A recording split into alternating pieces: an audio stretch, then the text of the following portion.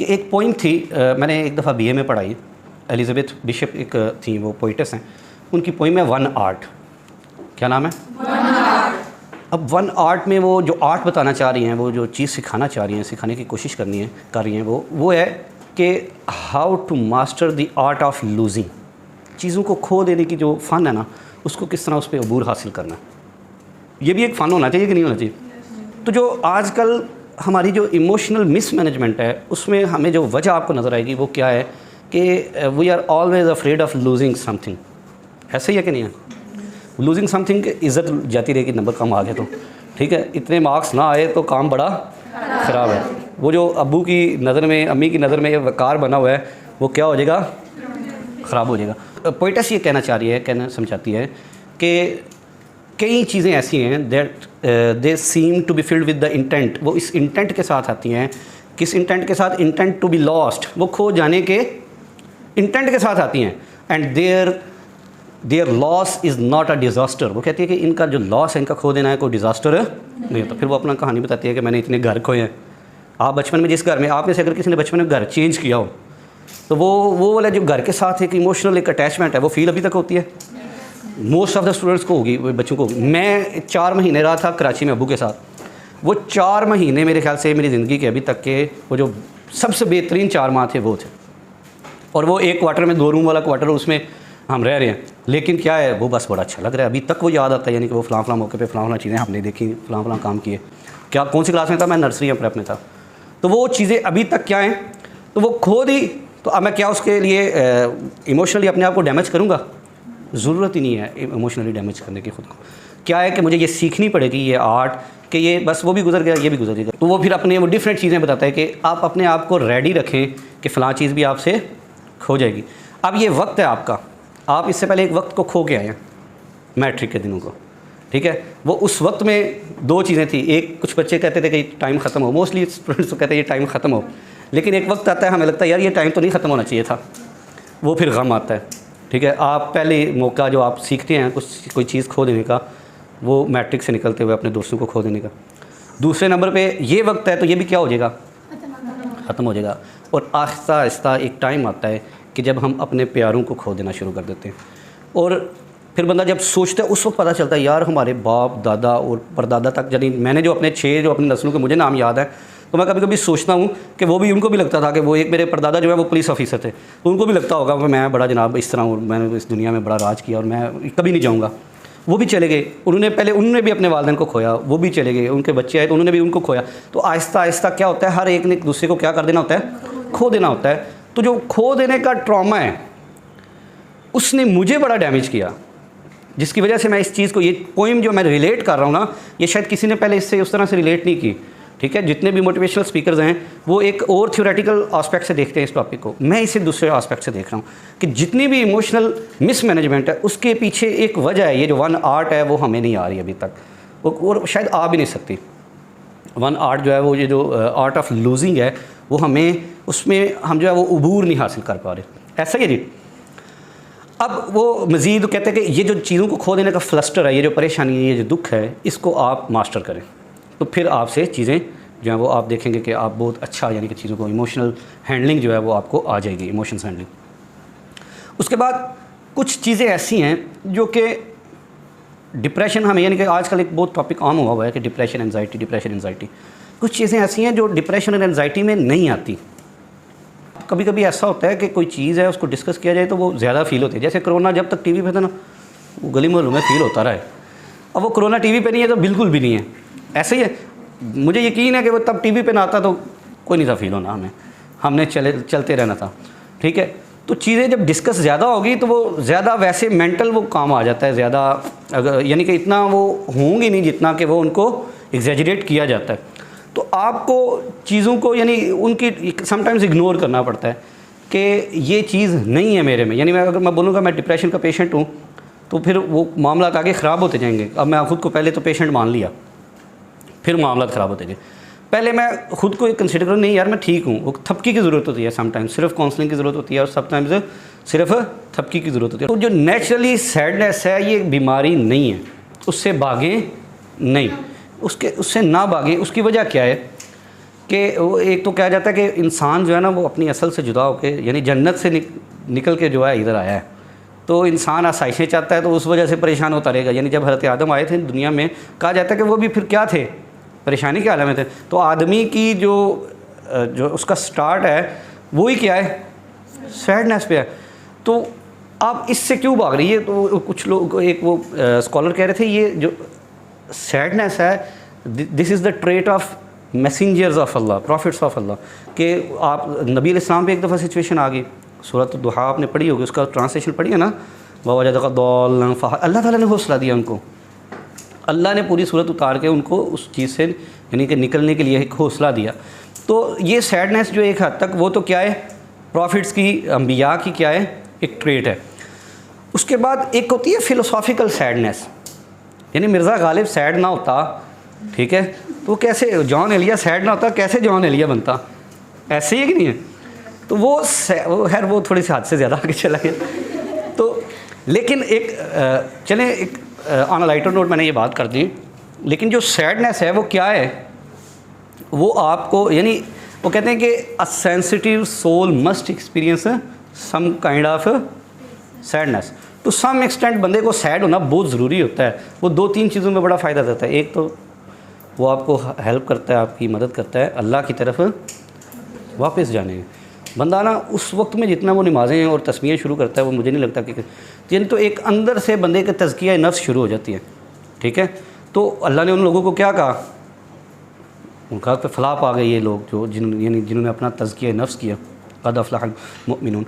अब उसके बाद दूसरा ये क्या करता है कि ये आपको बड़ा इंसान, यानी मैं अपनी बात बताऊँ तो मैं फर्स्ट ईयर से, बल्कि मैं एक मैट्रिक तक तो मैंने वो लाइफ को उतना सीरियस नहीं लिया। तो उसके बाद मुझे जो सैडनेस छाई रही ना 2-3 साल, वो बेशक मुझे बड़ी तकलीफ़ से फ़ील होती, लेकिन वो ना होती तो मुझे नहीं लगता कि मैं शायद टीचर भी बन पाता, यानी मैं किसी काम का ना होता। अगर मेरे पे वो सैडनेस वाला दौर है और मैं अपना तज़किया ना करता कि मुझे पढ़ना है, मुझे ये फ़लाँ चीज़ करनी है, और मैं तब से कह रहा हूँ कि मैं मास्टर करूँगा इंग्लिश में, और मैं अल्हम्दुलिल्लाह एमफिल तक पहुँच गया उसी वीन के साथ, वो जो मेरे पे एक हल्की फुल्की रहती थी ना, एक टेंशन सी, उसकी वजह से मैं आगे गया हूँ। तो सैडनेस को आप हमेशा भगाने के लिए वो सैड स्टेटस ना लगाएं। तो इमोशंस मैनेज करना, हैंडल करना, ये मुझे लगता है कि बहुत आसान है अगर बंदा ये जो एक एब्स्ट्रैक्ट किस्म की चीज़ें इंसान ने जो दिमाग में बनाई हुई हैं उनसे बचे, और जो फजूल किस्म की चीज़ों से बंदा बचता जाए।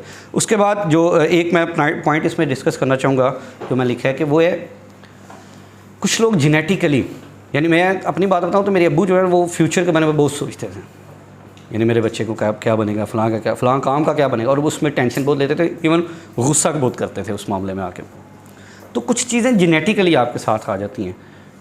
अब मसला तब बनता है जब आप 4 लोगों में बैठते हैं, तो उधर आप अपने आप को जब इसी शेप में रखते हैं तो वो फिर दूसरे लोग तो इस चीज़ को नहीं एक्सेप्ट करेंगे, उधर आके मसला बनता है। तो ज़्यादा से ज़्यादा मैंने जो अभी तक इन चीज़ों को हैंडल किया, मैंने कहा कि मेरे वालिद साहब हैं वो गुस्से वाले हैं, यानी मुझे जिस चीज़ का दुख होता है वो ये है कि आज तक अबू के साथ बैठ के मजाक ही नहीं था किया।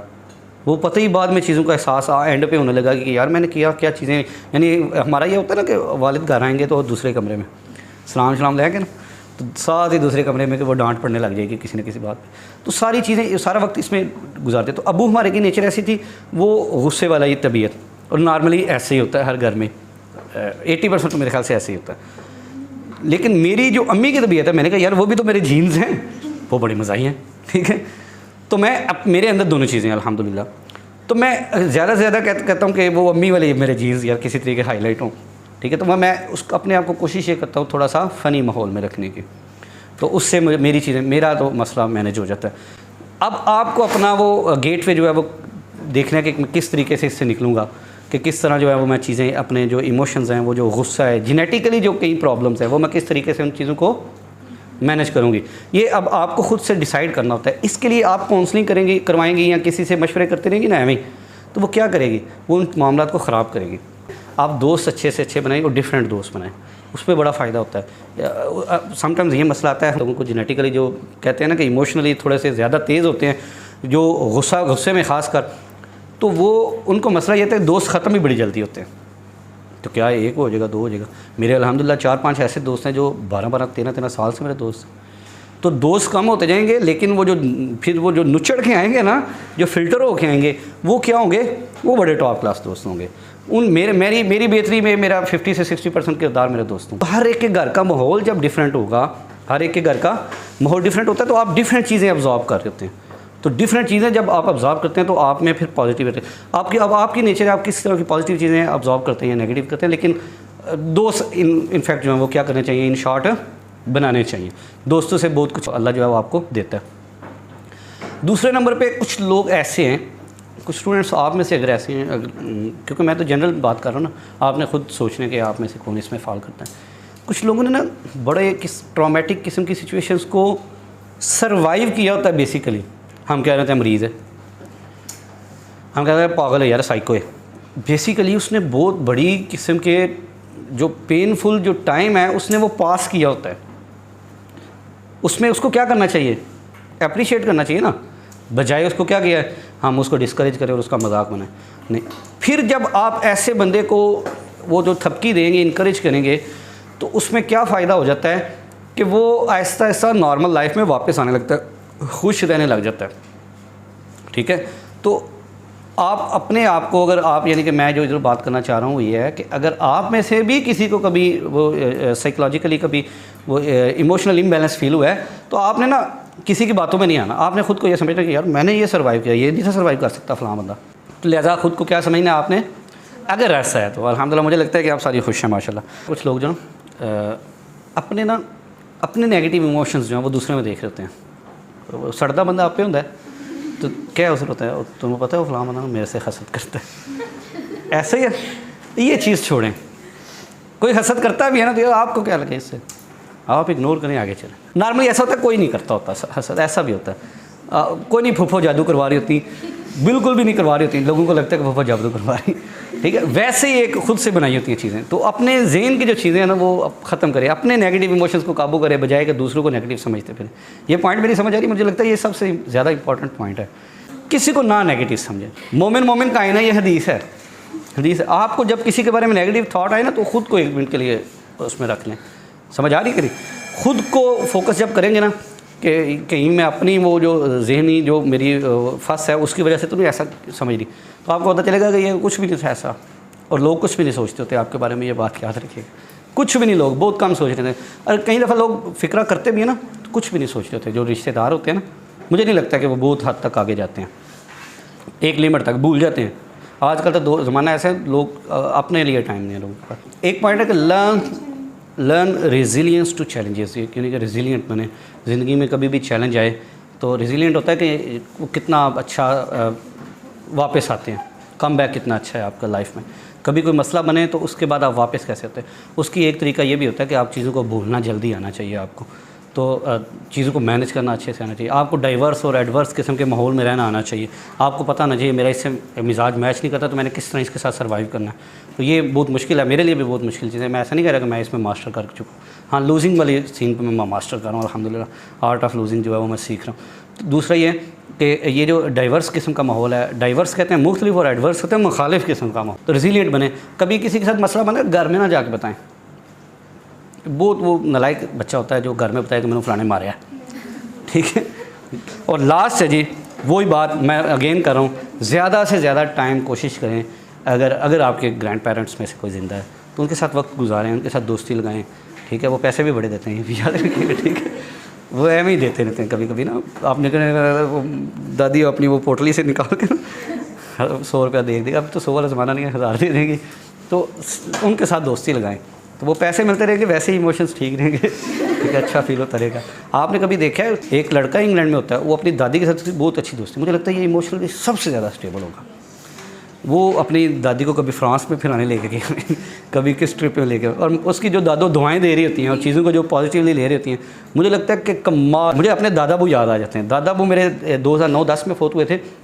तो वो जिधर भी मुझे लायक लफ्ज़ का मतलब नहीं था पता क्या होता है, वो जिधर मुझे लेके जाते थे मेरा पोतरा बहुत लायक है। ठीक, वो मुझे कहते थे कि मस्जिद में आके नात पढ़नी है, तो रुपये का सिक्का होता था, बड़ा सिक्का। तो वो सिक्का जो है ना वो यानी मैं नात पढ़नी, मैंने फौरी दादाबू के पास बैठना, उन्होंने वो निकालने सिक्के इतने बड़े, उस पर से बड़ा सिक्का ना वो निकाल के ना देना, मैंने सिक्का पकड़ना, नमाज भी नहीं पढ़नी और घर जुमे। ठीक है, तो वो बड़ा मज़ा आता था। तो वो जो दादा, वो मुझे लगता है सबसे ज़्यादा आपके जो सबसे ज़्यादा सपोर्टिव ऑफ यू है वो कौन है? आपके दादा दादी, ठीक है। तो उनकी जो सपोर्ट है वो आपके साथ होनी चाहिए। The man who was a hospital एक स्टोरी है ना, वो जब बंदा खुद पढ़ने लग जाता है ना, खुद को खुद ही मरीज़ समझने लग जाता है, बड़े मामला ख़राब हो जाते हैं। तो आपने खुद को इसमें फॉल नहीं करने देना कि मैं ऐसा हूँ, मैं नहीं हूँ, मैं साइकोलॉजिकली बिल्कुल ठीक हूँ हम। और कैसे हो सकता है कि 80% आबादी जो है वो डिप्रेशन एंजाइटी के पेशेंट बन जाए? नहीं बनती, कुछ भी नहीं होता। बस क्या है, चीज़ें मिसमैनेज हो रही हैं, इमोशंस मिसमैनेज हो रहे हैं। तो आपको अपने इमोशनली खुद को स्टेबल करना है।